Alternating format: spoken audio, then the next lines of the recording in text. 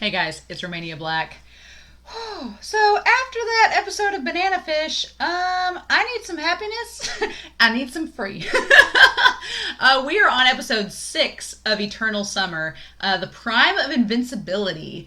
And last episode was a really good departure from the norm. We got to see a little bit more development with Nagisa's character. Him being a second year now, I like that we're getting more focus on him and Ray, and just knowing about Nagisa's family a little bit and their expectations for him, and that Nagisa really wants to swim and that he has a big, strong desire for it, and that's really cool. So, yeah, that was awesome. And I don't know what to expect next out of these next couple episodes. We're going to our first tournament, which is awesome because it's an episode earlier than last season, which is great.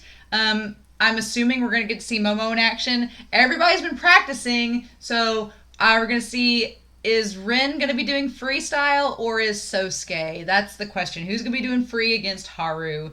And it showed the preview Mako looking a little serious, so I'm all for Mako getting a little serious captainage to him. I'm all about this. I love Mako, and he's like a soft kitten, but I'm like, yeah, I'm ready to see what our boys can do at this tournament, and I hope you all are too. So without further ado, thank you all so much for watching these reactions. I really appreciate it. I hope you all are enjoying Free as much as I am. This season has been great so far. We're like halfway through after this episode, which is hard to believe. We're already to the halfway point, but I'm really excited. So let's dive in, shall we? We're going to start episode 6 of Free Eternal Summer here in 5, 4, 3, 2, 1, and let's go.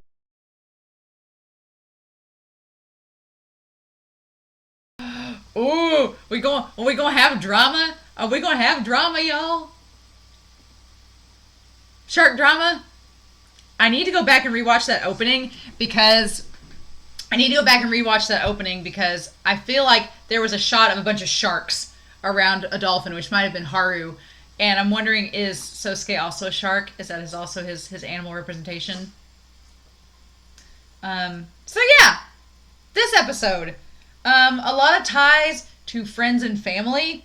I'll need to go back and watch and see if we actually saw Nagisa's parents. I'm glad that they showed up after last episode to see Nagisa swim and to see him win his heat. It's like, that's cool. That's awesome. I also really like the tie to Go and Rin going together to see their dad's grave, and Rin passing the photo on to her, being like, hey, put this up in Iwatobi. It belongs there because it's our dad, and that's where he went.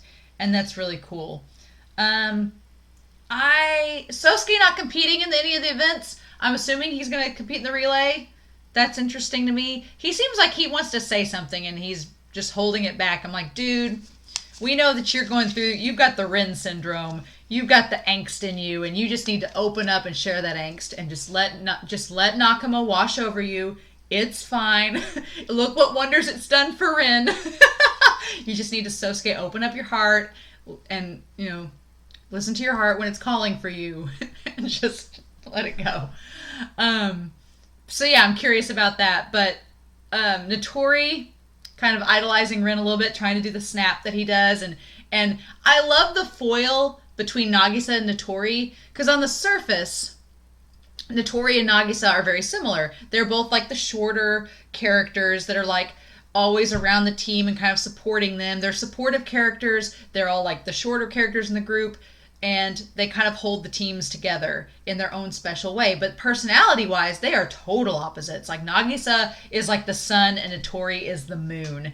And they're so different, and I find their dynamics like Notori is very introverted and kind of shy and very formal, and so Nagisa calling him like I-chan, and he's like, no, he's like, don't call me like, we're not that familiar, and don't look at me while I'm putting my swim shorts on, and I did things wrong, I'm superstitious. Nagisa's like, I've never really thought of that. It's like, I love that dynamic. Momo and his brother being like, swim for Go, and Go's like, I'm over here and I don't care about either of you, so what now? Just, that cracks me up, because Ko's not going to give him the time of day. And yeah, the shipping. This is the first episode I've really seen the triangles come out, y'all. I told you I'm usually a multi shipper. There's a few shows that I like have the OTPs where I'm like, we don't mess with this pair. This pair is sacred, right? Banana Fish, Ash and AG. There's no competition there, right? Um, but other shows, especially this show, I can totally see where the multi-ship comes in, where people have multiple ships that they like. I can totally see it. And I will be honest, this episode totally cements, if you're a Mako Haru fan, I see it. I see it after this episode. The Sorin fans, I see you all loud and clear. The Rin Harus, I see y'all. But this definitely showed me, I'm like, oh yeah. Because like I said in the ED, when it started playing, Mako throughout this entire series and what we've seen of him in the flashbacks has been a very giving character. Like, he gave up the toy to Haru. He has defended Haru through thick and thin. He's always been there for him. He's always supported him. And Haru's kind of always had that kind of like, yeah, you're my friend, but you know, like I care about you, but why are you doing this? And so Mako's like seeing, I totally get it, because he sees Rin bring out this competitive nature in Haru, and I almost wonder if Mako also wants Haru to realize how good he is, and to know that, dude, if you want to keep swimming, you can. Because in the beginning of that flashback, Haru's like, just join the swim team yourself. I don't want to. You don't need me. And Mako kind of convinces him to join. And at the start of the series, Haru was like all ready to just become normal and give up swimming and just not have to worry about it. And I'm like, but dude, you're so good at it. And when you compete against Mako and Rin, it brings out this competitive side of you, and you do really well. Like, he won both heats today, which is awesome. So it's like, dude, I love that at the end that Mako's like, I'm a little bit jealous of Rin, because Rin gets to bring out that competitiveness and compete with Haru, and Haru just accepts that, and he doesn't take Haru's, he doesn't be giving like Mako is, and Mako's like, I'm kind of jealous of that. So this episode is really good. I like that we're getting some depth to Mako and his character, and yeah, Mako is all aboard the Haru train. That's so interesting. I love how much our characters have grown too from the last season. Like Ray especially. Ray was so nervous and scared for the first relay, and this episode he's like, let me brush back my diva hair. And my freshly shaven body. That cracked me up so much when Nagisa's like, look, you got hair on your chest, and Ray's like, do I look like somebody who would grow hair on my chest? Like, dude shaves, let's be real. But I love it. I love how confident Ray is now. And he was so disappointed that he wasn't going to get to compete against Rin. And I love that. I'm like, Ray was all ready to go all in and go gung-ho. That's so cool.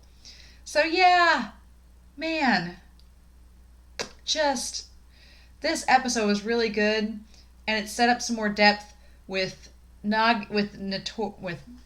Mako. It set up some interactions with Nagisa and Notori. I'm glad the captain came back. I love the captain, Mitsushiba. I love him, and so getting him to come back and razz on his brother is great. And then Sosuke's being weird and angsty.